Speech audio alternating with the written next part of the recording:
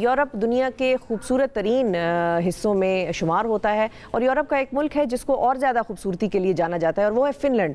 Finland आपको लेकर चलते हैं, उसके बाद फिनलैंड के सफ़ीर से पाकिस्तान में जो मौजूद हैं उनसे गपशप लगाएंगे। देखें जी फिनलैंड।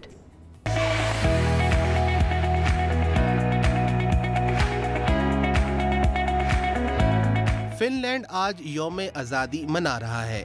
यूरोप का ये खूबसूरत मुल्क आज से 105 बरस कबल यानी 6 दिसंबर 1917 को उस वक्त रूसी सल्तनत से आज़ाद हुआ जब वहाँ बोल्शेविक इनकलाबियों ने इक़्तिदार संभाला। फिनलैंड के बासियों का जश्न यौम आज़ादी मनाने का अंदाज बहुत दिलचस्प है।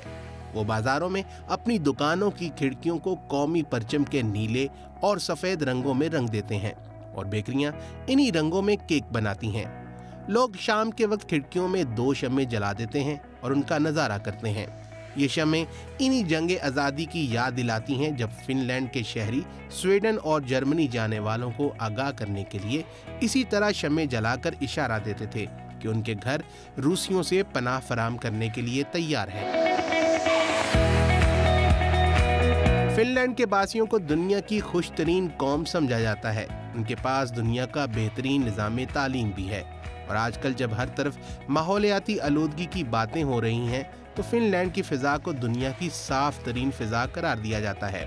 फिनलैंड को खूबसूरत झीलों की सरजमीन भी कहा जाता है, जहाँ लगभग 1,87,888 झीलें पाई जाती हैं, जबकि इसका 74% रकबा जंगलात से ढका हुआ है। फिनलैंड के बासियों ने आज से 30,000 साल कबल भाप का गुस्लखाना ईजाद किया था और इस मुल्क में अब भी उनकी तादाद गाड़ियों से ज्यादा है। यहाँ का मशहूर खाना पैनकेक है जिसे स्ट्रॉबेरी जैम के साथ खाया जाता है। फिनलैंड के बासी हर साल 27 जुलाई को एक त्यौहार मनाते हैं जिसमें घर के तमाम अफराद सो जाते हैं और जो सबसे आखिर तक सोता है उसे नींद में ही किसी झील में फेंक दिया जाता है। फिनलैंड में हर साल एक ऐसा मुकाबला भी मुनक्कद होता है जिसमें शौहर अपनी बीवियों को कांधों पर उठाकर दौड़ लगाते हैं। इससे साबित होता है कि फिनलैंड के लोग कितने खुश और जिंदा दिल हैं।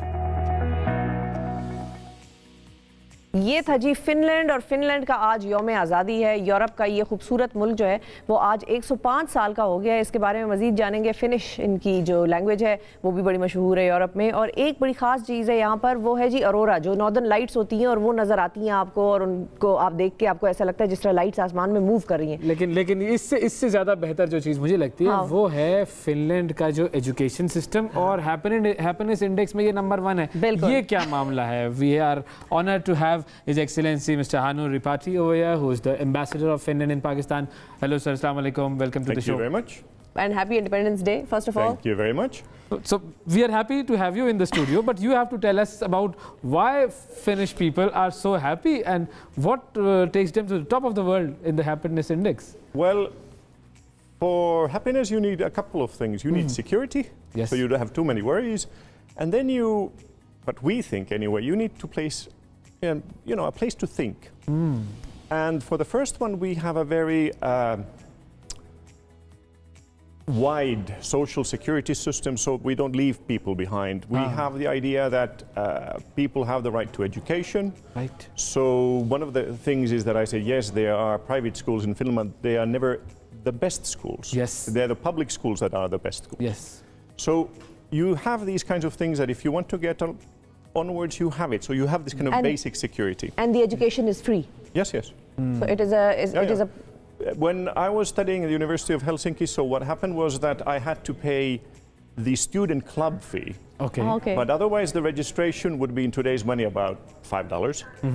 And that was the only thing where I paid for the university itself. Yes. Right, right. So the formula for happiness, according to you, is education. Is safety education, safety, security, and not leaving people behind. Yeah, that's the security. And the other one, we have nature very close by. So you can get away from all of the hustle and the bustle.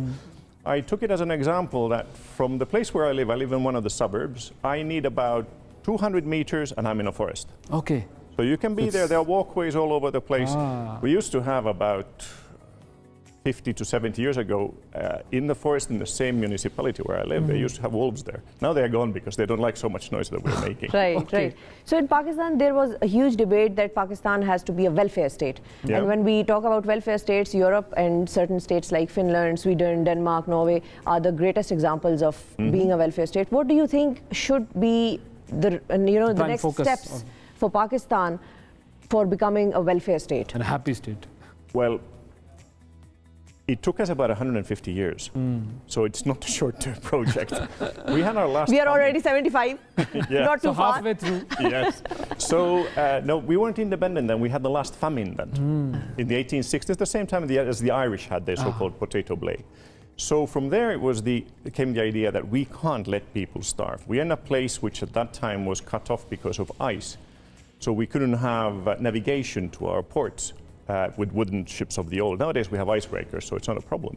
But it was the whole kind of idea that we need to have extra stores of food, we need to have help for the poor and those who can't make ends meet themselves. And basically it took us about 100 years to get to the modern welfare state. In the 1860s we started, in the 1960s we started to be behind Sweden and Denmark and Norway, but still we were getting there. Nowadays we're on the same level. So one of the big things is to have an economy that can support it. For that you need educated people. Right. So it all kind of gets together. You have to be slow enough so you can take all parts of that development, but fast enough so that it doesn't stop. A lot to learn, a lot to learn for us and for many other countries in the world. So tell us about your experience in Pakistan. You've been here since October? Yes.